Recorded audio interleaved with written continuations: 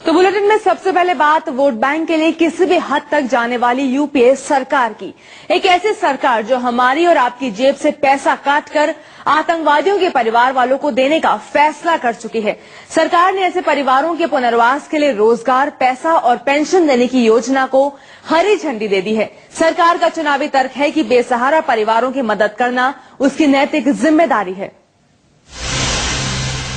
पिछले 15 सालों में जम्मू कश्मीर में सुरक्षा बलों के सैकड़ों जवान मारे गए, लेकिन उनकी जान की केंद्र सरकार के लिए कोई कीमत नहीं है। कीमत है भी तो उन आतंकवादियों की जो सुरक्षा बलों की गोलियों का निशाना बने, जो देश में खून की होली खेलने की साजिश रच रहे थे। केंद्र सरकार की चली तो अब इन आतंकवादियों के परिवार वालों को सरकारी खजाने से मदद दी जाएगी। उन्हें नौकरी का तोहफा भी मिलेगा और जरूरत पड़ी तो एक मुश्त रकम देकर भी सरकार पूरी मदद करेगी। यानी केंद्र सरकार ने उन जवानों की आत्माओं को तार तार कर दिया जो आतंकवादियों के हाथों मारे गए, जिन लोगों ने इन आतंकवादियों की घिनौनी हरकतों को खुद भोगा है, जिन्होंने अपने परिवार का कोई सदस्य, कोई अपना खो दिया है।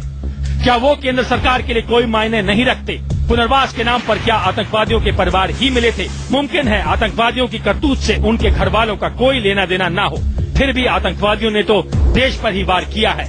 उनके परिवार को इनाम देने की क्या जरूरत है?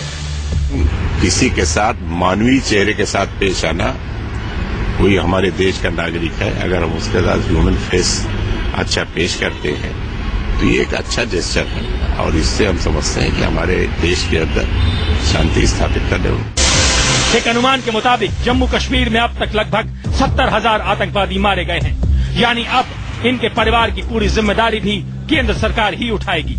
हालांकि सरकार ने अब तक ये साफ नहीं किया है कि वो आतंकवादियों के परिवारों को कितनी और कैसे मदद करेगी।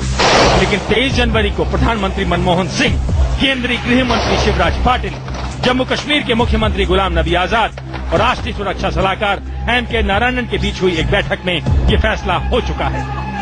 सरकार की दलील है कि आतंकवादी भटके हुए नौजवान हैं और उनकी काली करतूतों का खामियाजा उनके परिवार वाले भुगते ये मुनासिब नहीं है। लेकिन सरकार के पास इस सवाल का कोई जवाब नहीं है कि फिर वो ये हमदर्दी सिर्फ कश्मीर के आतंकवादियों के साथ ही क्यों दिखा रही है, और क्या आने वाले वक्त में वो देश के दूसरे इलाकों के उग्रवादियों, नक्सलवादियों और बड़े अपराधियों के परिवार वालों के साथ भी ऐसी ही हमदर्दी दिखाएगी? पिछले 20 सालों में घाटी में आतंकवादियों के हाथों 30,000 से ज्यादा बेगुनाहों की हत्या हुई है। पिछले 3 साल के आंकड़ों को ही देखें तो सुरक्षा बलों के 455 जवान भी शहीद हुए। लेकिन इन लोगों का खून, इनकी हत्या को केंद्र सरकार भूलती नजर आ रही है। आखिर सवाल वोट बैंक का है, चुनाव से पहले की हड़बड़ाहट का है। आनंद पांडे, दिल्ली, IBN 7।